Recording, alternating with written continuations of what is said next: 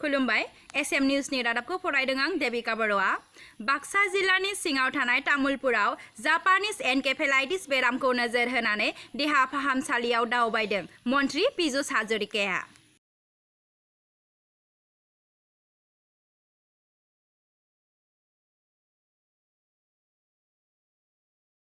जिल्लानि तामुलपुर महकुमानि सिङाव थानाय गंफ्रोमबो देहा फाहामसालियावनो दिनै हरखाबै नायगिदिंफैयो आसामनि केबिनेट मन्त्रि पीयूष हाजरिकाया। देहा फाहामसालियाव थि समाव देहा फाहामगिरिया फैनाय, देहा फाहामसालिनि साब-सिखोन थासारि, देहा फाहामसालिनि कर्मचारि आरो नांगौ बायदियै मुलि दंना गैया नायबिजिरो। हाजरिका बिथाङा खौरांगिरिफोरनि सिगाङाव बुङो दि बे ओनसोलाव गंनै देहा फाहामसालियाव सा 9 डक्टर दं। आसामनि गोबां देहा फाहामसालियाव बेबायदि गोबां डक्टर गैया होनना देहा फाहामसालिखौ साखोन-सिखोन लाखिनो थाखाय सरकारा 1,75,000 रां हरो। 7 साननि गेजेराव देहा फाहामसालिखौ साखोन-सिखोन खालामनांगौ होननानै डाक्टरफोरखौ खावलायो। हाजरिका बिथांजों लोगोसे तामुलपुर समष्टिनि एमएलए इमानुएल मुसाहारि, बिटिसिनि इएम देबेन बर', दारांगाजुलि समष्टिनि एमसिएलए बिजितगोरा नार्जारी डक्टर दिया যথেষ্ট আছে। 1.5 কিলোমিটার 9 জন ডক্টর আছে, যদি রেকর্ড হ'ব লাগে। 1.5 কিলোমিটাৰত 2খন হস্পিটেল 9 জন ডক্টৰ আছে। অসমৰ বহুত জেগাত নাই, কিন্তু মই অস্বীকাৰ নকৰোঁ হস্পিটেল কেইখন চাফা হৈ থকা নাই। মই ডক্টৰসকলক ৰিকুৱেষ্ট কৰিছোঁ, আমি 1,75,000 টকা প্ৰত্যেক বছৰে হস্পিটেল চাফা কৰাৰ নামত দিওঁ, আৰু তেখেতলোকেও 5 টকাকৈ এজন পেচেণ্টৰ পৰা পায়।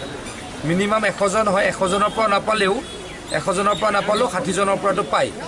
গতিকে মই তেখেতলোকক ৰিকুৱেষ্ট কৰিছোঁ ইমিডিয়েট এসপ্তাহৰ ভিতৰত যাতে হস্পিটেল চাফা কৰে। মই আকৌ কেতিয়াবা আহিম, এবাৰ ছাডেনলি আহিম। আজি মই ছাডেনলি অহা নাই, মই এনেকৈ কৈ ৰাখিছিলোঁ যে বাক্সালৈ আহিম। এতিয়া বাক্সাটো অলমষ্ট অল হস্পিটেলে আজি অলপ চিৰিয়াছ হৈ থাকিব বুলি ভাবিছোঁ। গতিকে আজি 100% মই এটেণ্ডেঞ্চ পাইছোঁ। কোনো হস্পিটেলত যোৱা 1 বছৰত পোৱা নাই, যোৱা 14 মাহত পোৱা নাই। গতিকে মই ৰিকুৱেষ্ট কৰিছোঁ এইটো যাতে মেইনটেইনড হয়, এইটো যাতে মেইনটেইন হয়। 8:30 বজাত যাতে তেখেতলোক আহে, 1:30 বজালৈকে থাকে।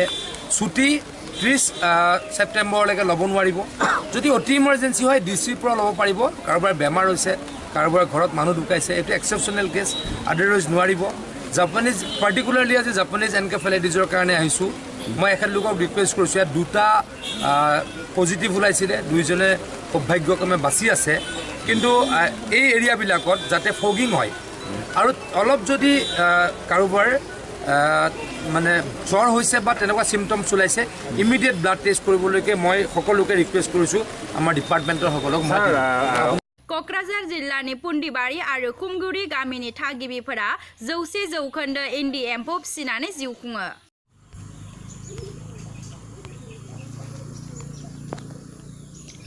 क'क्राझार सहरनि 10 किल'मिटार सानजा फारसे थानाय सरायखला साखाथि पुन्दिबारि आरो खुमगुरि गामिनि थागिबि सुबुंफोरा गोबाव समनिफ्रायनो थांनानै थानो थाखाय इन्दि एम्फौ फिसिनानै जिउ खुङो। मंगलबाराव खौरांगिरिनि सिगाङाव पुन्दिबारि आरो खुमगुरि गामिनि थागिबिफोरा फोरमायथियो दि गोबाव समनिफ्रायनो बे गामिनि गं 90 बर' आरो गार' नखरफोरा एम्फौ फिसिनानै सोलिबोबाय थादों आरो बिटिसिनि एम्फौ फिसिग्रा बिफानाबो जेब्लायबो हेफाजाब होबाय थादों होननानै पुन्दिबारि गामिनि जाफुंसार एम्फौ फिसिनानै नेशनेल एवार्ड मोननो हानाय हलचरन बसुमतारिया बुङो दि एम्फौ फिसिनायनि गेजेरजों गोरलैयैनो गोबां रां आरजिनो हायो होननानै बुङो। एरैहाय बिटिसिनि एम्फौ फिसिग्रा बिफाननि गोजौ थाखोनि बिबानगिरियाबो बुङो दि सेरिकालचार बिफाननिफ्राय खुमगुरि पुन्दिबारि गामिनि अनगायैबो गं 18 गामियाव एम्फौ फिसिग्राफोरखौ हेफाजाब होदों होननानै बुंथियो। आं फिसियो, फिसिनानै खिन्थु मोननाय समाव आं एम्फौ फानो, जिन्दाबो फानो। एखमबा रेटआ 250 मोनो, एखमबा 200 मोनो। जुदि भिउस बुरजा ओंखारबाय होनबा रेटआ एसे खम जायो आरो। जुदि एसे खमब्ला बाराबो मोनहैयो आरो। आंथ' फिथोबबो दङ, दा फिथोबाव फाननानै आङो 750 खरि फार्माव जमा होयो आरोखि। बोसोराव बेसेबांसो फिथोब आरो एम्फौ दिहुननो हायो दे ओरैनो हानाय मथेथ' बोसोराव 30,000सो बारा जाहैयो ना। माने जों लिरनानै दोननो हाया नालाय जों बेसेबां गोबाव बोसोरनिफ्राय आदै एम्फौ फिसिनाय आबादखौ मावबाय थादों? खालामनाया मथा मथि 86 नि आवगोलनिफ्राय मावखानाय।